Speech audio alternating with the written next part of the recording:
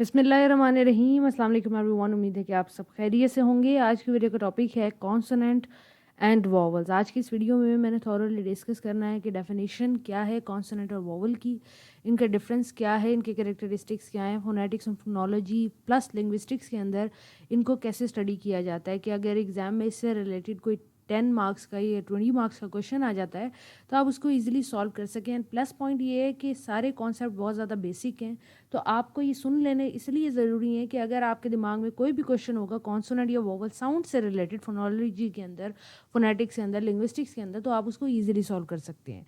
पर आज की इस वीडियो की तरफ जाने से पहले मैं यूट्यूब पे आपको अपना चैनल दिखाना चाहती हूँ। BS English literature notes YouTube पे मेरा चैनल है जिस पर लिटरेचर और लिंग्विस्टिक्स के बहुत सारे टॉपिक ऑलरेडी अपलोडेड हैं। अच्छी बात यह है कि वीडियो के डिस्क्रिप्शन बॉक्स के अंदर नोट्स PDF का लिंक दिया हुआ होता है, आप उसको डाउनलोड कर सकते हैं और अपने एग्जाम में ईजिली उसको यूज़ कर सकते हैं।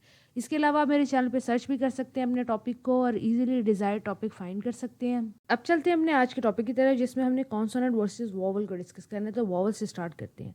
वोवल साउंड ऐसी साउंड्स होती हैं जो भी किसी भी ऑब्स्ट्रक्शन ऑफ एयर के बगैर प्रोड्यूस हो जाती हैं। जैसे कि आपका वोकल ट्रैक है जिसके अंदर आपका माउथ आता है, उसके अंदर कोई भी साउंड प्रोड्यूस करते हुए अगर हवा फंसती है तो उसको हम कॉन्सोनेंट कहते हैं, और अगर वो नहीं फंसती और आसानी से निकल जाती है तो उसको हम वोवल कहते हैं। इसकी आसान डेफिनेशन ये भी है कि AEIOU जैसे अल्फ़ाबेट जो हैं, जो लेटर्स हैं, इनसे जितनी भी साउंड्स प्रोड्यूस होती हैं वो तमाम की तमाम वोवल हैं। और सम टाइम्स यह की साउंड भी वोवल के अंदर ही आती है क्योंकि उसके अंदर भी obstruction of air in the mouth या फिर इन वोकल ट्रैक नहीं होता, यानी कि हवा जो है वो आपके फेफड़ों से जब मुंह के ज़रिए से बाहर आ रही होती है तो वो मुंह में नहीं फंसती। और इसके लेटर्स AEIOU हैं एंड सम टाइम्स Y भी हैं। अब वॉवल्स को बेसिकली दो कैटेगरीज में डिवाइड किया गया है अकॉर्डिंग टू द लिंग्विस्टिक्स। एक शॉर्ट वॉवल होते हैं, एक लॉन्ग वॉवल होते हैं। शॉर्ट वॉवल वो होते हैं जो स्मॉलेस्ट साउंड्स होती हैं, जैसे कि कैट, बेड और सिट के अंदर हैं। सिट के अंदर साउंड ऑफ अ। और लॉन्ग वॉवल वो साउंड्स होती हैं जो कि वो वॉवल साउंड्स जो थोड़ा सा लंबा होती हैं, थोड़ा सा ड्रैग होती हैं।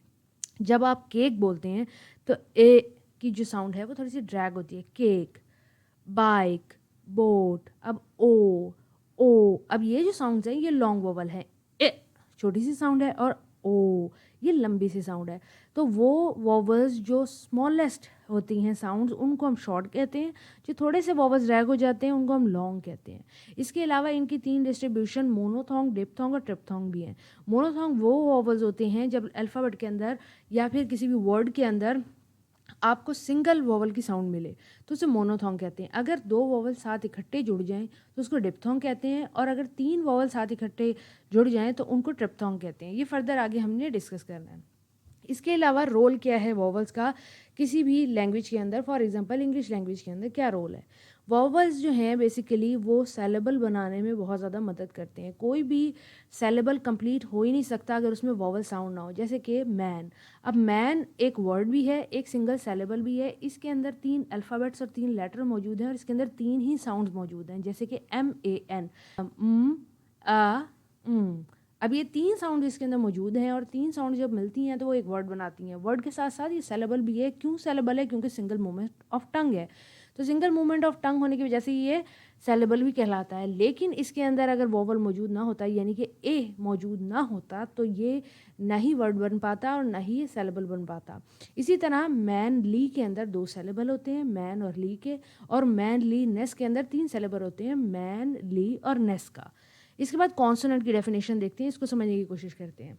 AEIOU की साउंड के अलावा जितनी भी साउंड्स इंग्लिश लैंग्वेज के अंदर मौजूद हैं उनको हम कॉन्सोनेंट कहते हैं। याद रखें कि मुख्तलिफ लैंग्वेजेस के मुख्तलिफ सिस्टम्स होते हैं, मुख्तलिफ वोवल और मुख्तलिफ कॉन्सोनेंट्स होते हैं। तो इंग्लिश लैंग्वेज की हमने बात करनी है। इसकी डेफिनेशन कुछ इस तरीके से है। Sounds which are produce with the contraction और क्लोजर ऑफ वोकल ट्रैक और air is trapped in a vocal tract. अगर हमारे मुंह के अंदर बोलते हुए कोई भी साउंड हवा फंसती हुई महसूस होती है, जैसे कि साउंड ऑफ बा, पा, डा, तो तो आपको महसूस होगा कि आपके हलक के अंदर थोड़ी सी देर के लिए हवा फंसती है। आप खुद बोल के देखें, बा। जब बा बोलते हैं तो आपके मुंह के अंदर हवा फंसी हुई होती है। तो इन साउंड्स को हम कॉन्सोनेंट कहते हैं। इंग्लिश लैंग्वेज के अंदर 21 कॉन्सोनेंट साउंड्स हैं और टोटल 20 जो हैं वो वोवल साउंड्स हैं। इसके अलावा मुख्तलिफ माइनर साउंड्स भी मिलती हैं, क्योंकि हर लैंग्वेज जो है वो पूरा सिस्टमेटिक नहीं हो सकता। ये लोगों की बोले जाने वाली चीज़ है।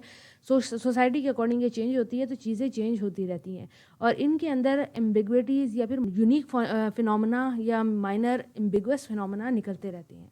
कॉन्सोनेंट्स की टाइप देख लेते हैं। कॉन्सोनेंट की 2 टाइप्स होती हैं, वॉइस होती है और वॉइसलेस होती है। अगर वोकल ट्रैक के अंदर वाइब्रेशन जो है वो बहुत ज़्यादा हो रही है कोई भी साउंड प्रोड्यूस करते हुए, जैसे कि बा, डा और गा की, तो हम उन्हें वॉइस कहते हैं। वॉइसलेस कॉन्सोनेंट वो होते हैं जिनमें वाइब्रेशन होती है वोकल कोड के अंदर, लेकिन बहुत हल्की सी होती है, जैसे कि पा, टा और का बोलते हुए। आप अपनी फिंगर को अपने वोकल कॉर्ड के ऊपर रखें और बा और पा बोल के देखें, तो जो बा की साउंड है उसके अंदर आपको महसूस होगा कि वाइब्रेशन बहुत ज़्यादा है, लेकिन प की साउंड के अंदर वाइब्रेशन इतनी ज़्यादा नहीं है, होगी लेकिन ज़्यादा नहीं होगी। इसके अलावा आईपीए के अंदर देखें तो कॉन्सोनेंट की और भी बहुत सारी टाइप्स हैं, जैसे कि प्लवोसिव और फैक्ट्रेटिव। अभी बहुत सारी आपको साउंड मिल जाएंगी, लेकिन प्लवोसिव वो साउंड होती हैं जो हमारे मुंह के अंदर जब हवा फंसती है कोई भी लफ्ज़ अदा करते हुए, कोई भी साउंड अदा करते हुए, तो उनको प्लवोसिव कहते हैं। और फैक्ट्रेटिव्स बेसिकली हवा रुकती है हमारे माउथ के अंदर, लेकिन बहुत जल्दी खारिज हो जाती है और वो ऐसा लगता है जैसे कि रुकी ही नहीं, लेकिन वो रुक रही होती है। तो प्लवोसिव्स वो साउंड्स होती हैं, वो कॉन्सोनेंट्स होते हैं जो ज़्यादा देर के लिए हमारे माउथ के अंदर हवा रुकती है। और फैक्ट्रेटिव्स होते हैं जिनमें हवा रुकती है लेकिन ऐसा फ़ौरन से रिलीज़ हो जाती है। प्लवोसिव जैसे कि ब और पा महसूस करेंगे कि हवा बेसिकली स्टॉप हो रही है आपके माउथ के अंदर, और इनको स्टॉप्स भी कहते हैं। इसके बाद जो हमारे पास फैक्ट्रेटिव्स मौजूद हैं, फ और शा, उनके अंदर हवा रुक रही है, लेकिन क्योंकि माउथ जो है वो ऐसे पोजीशन उसकी बनी हुई है कि मुसलसल हवा बाहर निकल रही है, तो उनको हम फैक्ट्रेटिव्स कहते हैं। अब डिफरेंसेस देख लेते हैं कि कॉन्सोनेंट और वोवल में क्या डिफरेंसेस हैं अकॉर्डिंग टू लिंग्विस्टिक्स। लिंग्विस्टिक्स के अंदर दोनों चीज़ें पाई जाती हैं, दोनों तरह की साउंड्स हैं। तो प्रोडक्शन के अंदर इनमें क्या डिफरेंस है? जो वोवल है बेसिकली वो तमाम ऐसी साउंड्स हैं कि जब हमारे लंग से हवा माउथ के ज़रिए बाहर आ रही होती है तो वो मुंह में ब्लॉक नहीं होती या मुंह में नहीं फंसती। लेकिन कॉन्सोनेंट के अंदर क्या होता है कि लंग से जब हवा हमारे माउथ के ज़रिए बाहर आ रही होती है, जब हम बोल रहे होते हैं, तो वो साउंड्स जो हैं जब वो प्रोड्यूस हो रही होती हैं तो मुंह में हवा फंस रही होती है। ये इनका प्रोडक्शन का डिफरेंस है। इसके बाद इनके फंक्शंस भी मुख्तलिफ हैं। जो वोवल साउंड है ना, उसके बगैर कोई भी सेलेबल कंप्लीट होता ही नहीं। अगर कोई सेलेबल आपने कंप्लीट करना है तो उसके लिए आपको वोवल साउंड की लाजमी ज़रूरत होगी। और vowel sound basically as a nucleus act करते हैं। न्यूक्लियस से मुराद ये है कि सेंट्रल पीस या सेंट्रल बेस के तौर पे एक्ट करते हैं। लेकिन कॉन्सोनेंट क्या होते हैं? बेसिकली वो सिंगल साउंड्स होते हैं और वो मजबूर होते हैं कि कोई ना कोई वोवल जो है उसके इर्द गिर्द रह के चले, यानी कि वोवल के या तो वो आगे लगेंगे या वोवल के पीछे लगेंगे। जैसे कि वर्ड मैन देख लें, वो एक सेलेबल है। अब म की साउंड यानी कि एम की साउंड जो है वो कॉन्सोनेंट है और एन की साउंड भी कॉन्सोनेंट है, लेकिन इसके बीच में ए लग गया है। ए एज अ न्यूक्लियस एक्ट कर रहा है। क्यों? क्योंकि वो वोवल भी है और उसके आगे भी एन लगा हुआ है और पीछे भी एम लगा हुआ है जो कि कॉन्सोनेंट है।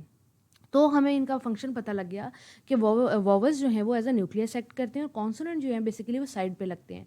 अगर वो किस तरीके, अब उनका लगने का भी एक स्ट्रक्चर होता है।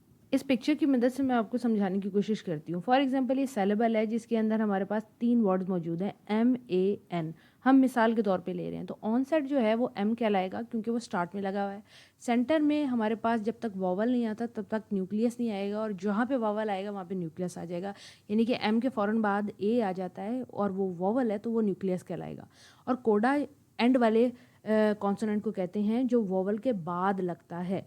इसकी अगर फॉर एग्जांपल कोई वर्ड बड़ा है तो उसकी आप एग्जांपल कैसे ले सकते हैं? यहाँ पे फॉर एग्जांपल आपके पास एक वर्ड मौजूद है STRAND, स्ट्रैंड। अब हमारे पास 3 जो हैं वो कॉन्सोनेंट मौजूद हैं, उसके बाद एक वोवल मौजूद है और उसके बाद हमारे पास 2 और कॉन्सोनेंट मौजूद हैं। तो 3 कॉन्सोनेंट बेसिकली हमारे पास ऑनसेट कहलाएंगे। जैसे ही हमारे पास स्ट्रैंड के अंदर ए आएगा वो न्यूक्लियस हो जाएगा और ND आखिर में कोडा कहलाएगा। वापस चलते हैं, फंक्शंस हमारे पास क्लियर हो गए हैं। फोनेटिक्स के अंदर देखते हैं कि फोनेटिक्स का क्या डिफरेंस है वोवल और कॉन्सोनेंट के अंदर। फोनेटिक्स के अंदर वोवल और कॉन्सोनेंट का खासा डिफरेंस मिलता है। वोवल्स जो हमारे पास वोकल साउंड्स होती हैं बेसिकली वो क्लियर होती हैं, ओपन वोकल ट्रैक से प्रोड्यूस की जाती हैं और कोई ऑब्स्ट्रक्शन ऑफ एयर नहीं होता और स्पेसिफिक होती हैं। वो consonant on the other hand voiced अनवॉइस्ड होते हैं, इनका आर्टिकुलेटरी प्रोसेस होता है। इनके अंदर आपको प्लवोसिव मिलेंगे, इनके अंदर आपको फैक्रेटिव्स मिलेंगे। नंबर ऑफ़ साउंड अगर हम देखें तो मोस्टली जो वॉवल हैं वो कम हैं तादाद के अंदर और कॉन्सोनेंट तादाद के अंदर ज़्यादा हैं। ये एज़ सारी लैंग्वेजेज़ की बात हो रही है। इंग्लिश के अलावा भी वॉवल्स जो हैं वो कम मिलते हैं लैंग्वेजेज़ के अंदर और कॉन्सोनेंट ज़्यादा मिलते हैं। वॉवल के अंदर अगर हम फ़ोनेटिक फ़ीचर को फ़र्दर स्टडी करें तो हमें पता लगता है कि हाइट, बैकनेस और राउंडनेस के ऊपर डिपेंड करते हैं। अगर कोई वॉवल्स की हाइट के बारे में आपसे ज़िक्र करे तो वो किस बारे में ज़िक्र कर रहा होगा? वो आईपीए के उस चार्ट के बारे में ज़िक्र कर रहा होगा जहाँ पे बताया जाता है कि कौन से वॉवल हाई वॉवल हैं, कौन से वॉवल मिड वॉवल हैं और कौन से लो वॉवल हैं। अब वॉवल हाई, मिड और लो कैसे होते हैं? Due to the position of tongue in our mouth. कोई भी वॉवल जब हम प्रोड्यूस करते हैं, अगर उनके अंदर हमारी जो टंग है वो हमारे आगे वाले टीथ से लग रही है, फ्रंट से लग रही है, तो हम कहते हैं वो हाई है। अगर वो सेंटर में लग रही है तो हम कहते हैं मिड है, और अगर वो बैक हमारे हलक से लग रही है तो हम कहते हैं लो है। इसका बाकायदा आईपीए का चार्ट होता है ये। अगर हमारी टंग हमारे फ्रंट पे लग रही है, यानी कि ऊपर वाले तलवे में लग रही है, दांतों के करीब, तो हम उसको फ्रंट कहते हैं। और अगर वो बीच वाले हिस्से में लग रही है जहाँ पे हमारी नाक नेज़ल हिस्सा है तो वो सेंट्रल है, और अगर पीछे लग रही है तो हम उसको कहते हैं बैक। इसी तरह इसकी मुख्तलिफ टंग की मुख्तलिफ पोजीशन होती हैं साउंड वॉवल प्रोड्यूस करने के अंदर। इस वजह से हम इसकी हाइट को डिफ़ाइन करते हैं। उसके बाद हम इसकी बैकनेस देखते हैं।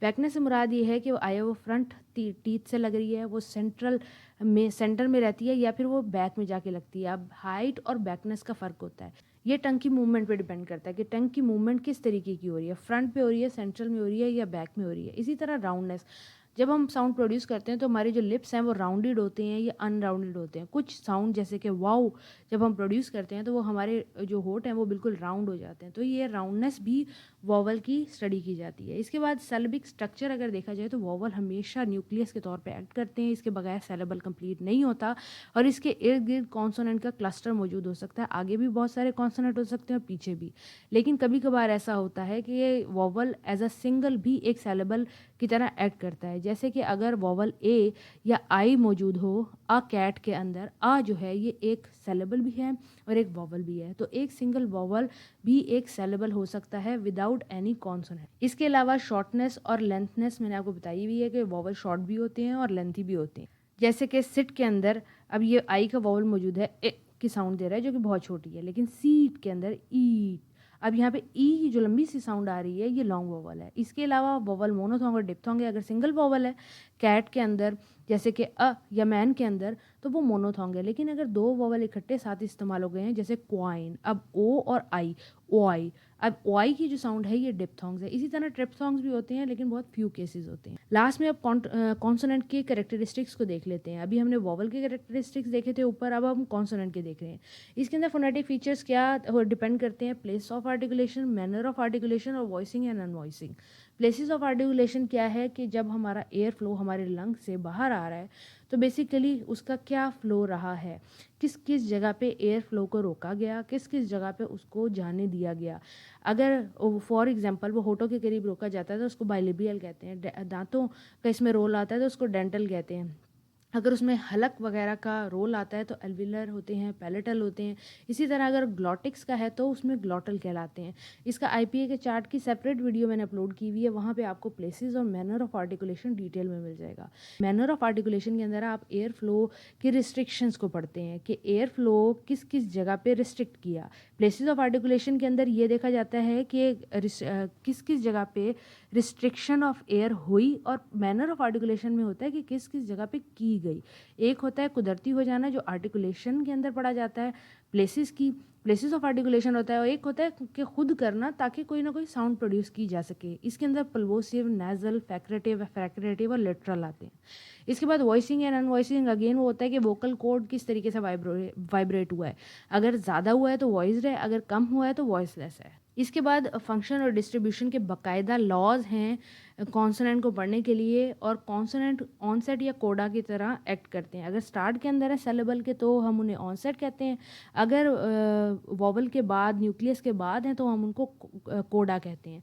इसके अलावा वो क्लस्टर में भी मिलते हैं, मतलब न्यूक्लियस से पहले, वॉवल से पहले 3 हो सकते हैं कॉन्सोनेंट, और 3 वॉवल के बाद 4 से 5 भी हो सकते हैं, तो वो क्लस्टर के अंदर भी हमें कॉन्सोनेंट मिलते हैं। इसके अलावा कॉन्सोनेंट की स्पेसिफिक टाइप्स भी हैं, एम्बिग्विटीज़ भी लैंग्वेजेस के अंदर मिलती हैं, स्पेशल टाइप्स भी मिलती हैं जिनके अंदर नेज़ल आते हैं। 3 साउंड नेज़ल साउंड है, एक एम की, एन की और न की साउंड, नून गुन्ना की साउंड। इसके बाद लिक्विड्स भी मिलते हैं लिक्विड्स ऐसी साउंड्स होती हैं जो कि फ्रैक्शन के बगैर प्रोड्यूस हो जाते हैं वोकल कॉर्ड के अंदर, लेकिन वो होते कॉन्सोनेंट हैं, जैसे कि एल और आर की साउंड। ये हैं कॉन्सोनेंट ही, लेकिन इसके अंदर कोई फ्रिक्शन नहीं हुई। इसके बाद ग्लिड्स होते हैं। ग्लिड्स वो कॉन्सोनेंट्स होते हैं जो कि सेमी वोवल होते हैं, यानी कि इनकी साउंड बहुत हद तक वोवल से मिलती जुलती होती है। इसके बाद वोवल और कॉन्सोनेंट की अकूस्टिक फोनेटिक्स भी होती हैं, अकूस्टिक डिफरेंसेस भी होते हैं। इसके अलावा वोवल और कॉन्सोनेंट के अंदर अकूस्टिक डिफरेंसेस भी होते हैं। अकूस्टिक डिफरेंसेस से मुराद ये है कि फिजिकल प्रॉपर्टीज़ के अंदर डिफरेंस होती है, जैसे कि फ्रिक्वेंसी और इंटेंसी।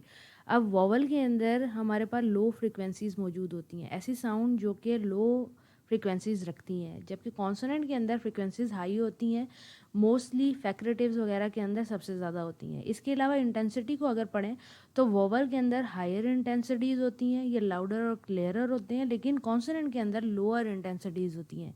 ये अकूस्टिक फोनेटिक्स जब पढ़ा जाता है तो उसके अंदर ये मेन आता है। अब लास्ट के अंदर इनका रोल देख लेते हैं किसी भी लैंग्वेज के अंदर। वोवल बेसिकली स्ट्रेस जो वर्ड का है वो कैरी करते हैं, मेलोडी या इंटोनेशन के लिए इस्तेमाल होते हैं। इसके अलावा जो कॉन्सोनेंट है वो थोड़े से ड्राई होते हैं। ड्राई से मुराद ये है कि इनके अंदर मेलोडी नहीं मिलती।